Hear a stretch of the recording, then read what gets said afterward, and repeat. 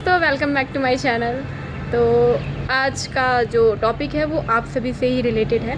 तो बहुत सारी लड़कियां पूछ रही थी कि दीदी एसएससी जीडी के मेडिकल के बारे में बताइए।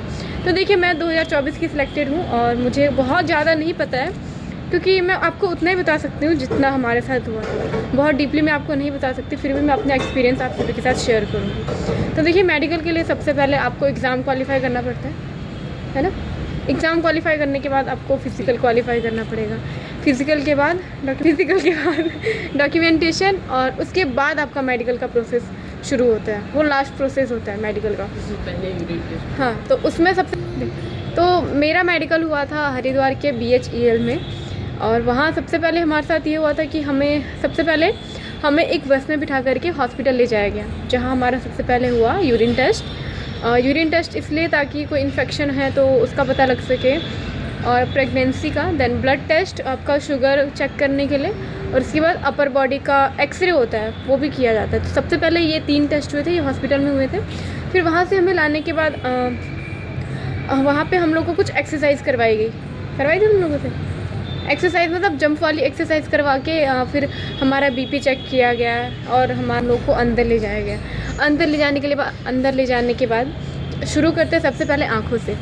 आपकी आँख जो है वो 6x6 होनी चाहिए। उसमें कुछ इस टाइप के चार्ट होते हैं, जो लेफ़्ट राइट ऊपर नीचे उल्टा सीधा करके लिखा हुआ होता है। तो वो आपको इशारा करेंगे या फिर किसी चीज़ से मार्क करेंगे कि इसको पढ़ना है, तो आपको वो पढ़ना है। तो स्मार्टनेस भी होनी चाहिए, आप वो पहले से चार्ट पढ़ के याद कर सकते हो, क्योंकि वैसे बहुत सारे चार्ट गूगल पे आते हैं और बहुत ज़्यादा टफ नहीं होता है। वो आपको बोलेंगे आपका एक आंख बंद करने के लिए, या तो वो खुद ही करेंगे। तो आपको अपना एक आंख बंद नहीं करना है, खुला रखना है, बस ऐसे रखना है, वरना आपको धुंधला दिखेगा। पागल तो प्रॉब्लम। हाँ, बंद नहीं करना। हाँ, वही, आंख बंद नहीं करना है, यहाँ रखना है। और या तो खुद को कोई पेपर वगैरह रखेंगे। अगर आप आंख बंद कर लेते तो फिर आपको धुंधला दिखेगा, ठीक है। और उसके बाद कलर विजन का टेस्ट होता है। एक बुक होती है जिसमें कि बहुत सारे कुछ शेप बने हुए होते हैं और कुछ नंबर्स लिखे हुए होते हैं कलर में, तो आपको वो पहचानना होता है। उसके बाद फिर एक छोटी सी डायरी में ही लिखा होता है, कुछ सेंटेंस लिखा होता है बहुत छोटे छोटे अक्षरों में, हिंदी इंग्लिश दोनों में। तो आपको जो कंफर्टेबल लगेगा उसमें आपको पढ़ना है, और वो आपसे पढ़वाया जाएगा। आंखों का हो गया, उसके बाद कानों का। तो कानों के लिए आपके कानों की सफाई होनी चाहिए। एक मशीन होती है, उससे चेक करते हैं। तो अगर आप मेडिकल कराने चाहें तो अपने कान की सफाई पहले से ही करवा के जाएँ, ठीक है। उसके बाद दांत आपके इसमें बहुत ज़्यादा पॉइंट नहीं मिलता है, लेकिन बहुत ज़्यादा टेढ़े मेढ़े नहीं होने चाहिए। और आपके 28 दांत होने चाहिए, जहाँ तक मुझे पता है 28 दांत ना।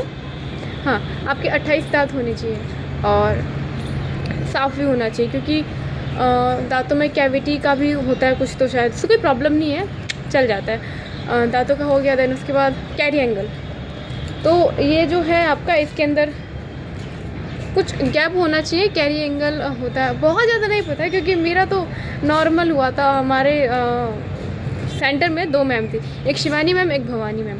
तो जो मेरा मेडिकल किया था वो भवानी मैम ने किया था, और जो शिवानी मैम कर रही थी वो बहुत ज़्यादा टफ़ कर रही थी। और जो मेरा हुआ था बहुत ही ईजी हुआ था। तो बहुत ज़्यादा डीपली नहीं बता पाऊँगी आपको, जितना हुआ था उतना ही बता सकती हूँ। कैरी एंगल हुआ था। कैरी एंगल होने के बाद आपके जो उंगलियाँ हैं, 5 उंगलियाँ होनी चाहिए, छोटी मोटी टेढ़ी मेढ़ी, बहुत ज़्यादा टेढ़ी मेढ़ी नहीं होनी चाहिए। 5 की 5 उंगलियाँ होनी चाहिए, और 6 उंगलियाँ होगी अगर तो बाहर कर देते हैं, रीमेडिकल देता है। अगर आपके 6 उंगलियाँ हैं तो रीमेडिकल देते हैं। और टैटू, बहुत सारे लोगों ने टैटू बनवाया होता है। तो देखिए, मेरा भी टैटू था, यहाँ पे छोटा सा कुछ लिखवाया हुआ था मैंने, मेरा ही नाम था। तो मुझे तो लग रहा था यार मुझे पॉइंट मिलेगा, पक्का पॉइंट मिलेगा।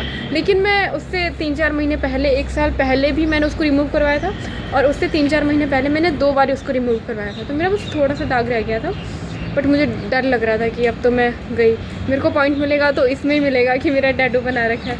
बट उन्होंने मेरे से पूछा कि उन्होंने बस पूछा कि ये क्या है, तो मैं पूछा था कि कब का है।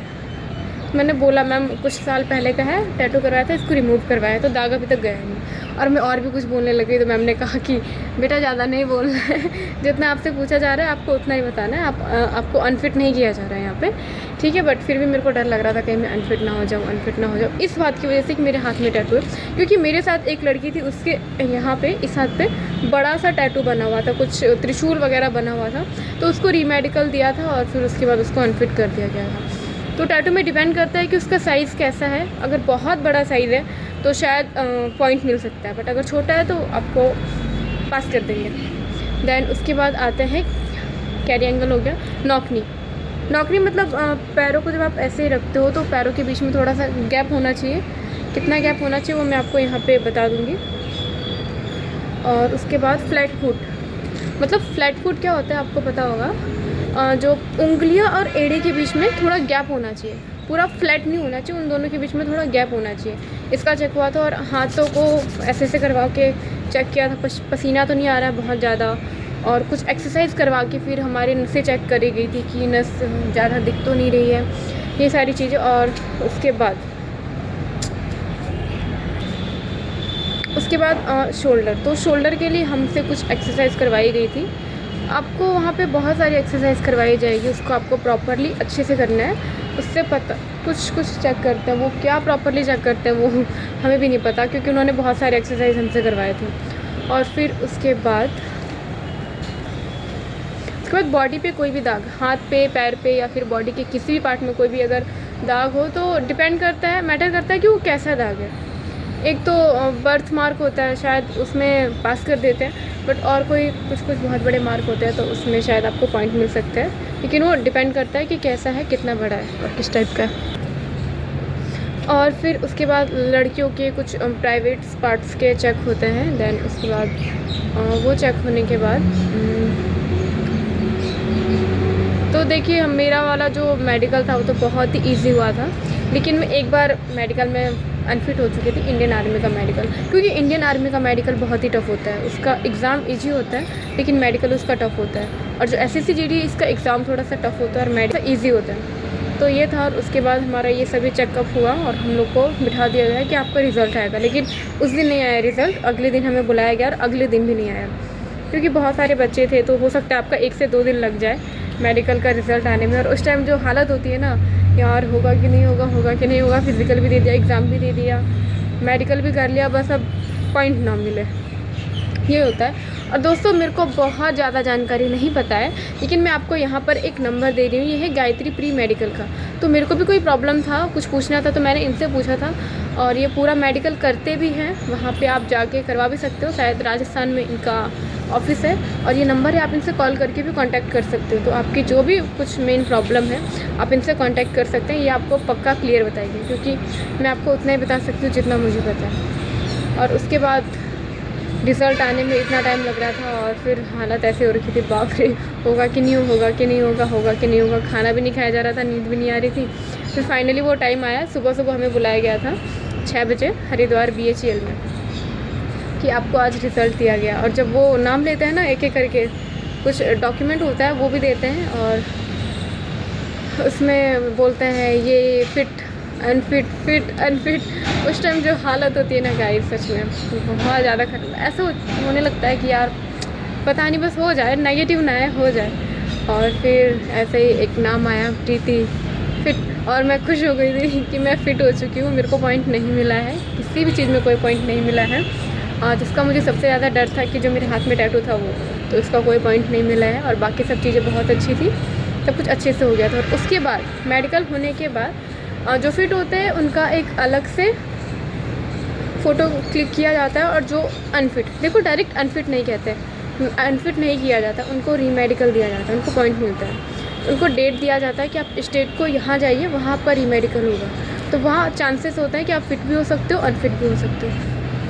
तो फिर ज़्यादा घबराना नहीं है, बहुत ही ज़्यादा अपना कॉन्फिडेंस डाउन नहीं करना है, मोटिव डाउन नहीं करना है, ठीक है। और इतना होने के बाद फिर वहाँ से हमको डॉक्यूमेंट्स दिए और फिर हम लोग निकल पड़े कि यार अब बस फाइनल मेरिट का इंतज़ार है। तो दोस्तों मैं आप सभी के साथ उतना ही शेयर कर पाई जितना कि मुझे पता, इससे ज़्यादा मुझे भी नहीं पता। आपको जो भी हेल्प चाहिए होगी, कुछ पूछ रही थी कि सर्जरी, अगर सर्जरी किया है तो वो एलो है कि नहीं है, इसके बारे में मुझे नहीं पता। और लड़कियों का जो ब्रेस्ट का चेकिंग होता है उसमें कोई गांठ नहीं होनी चाहिए, सूजन नहीं होनी चाहिए, ठीक है।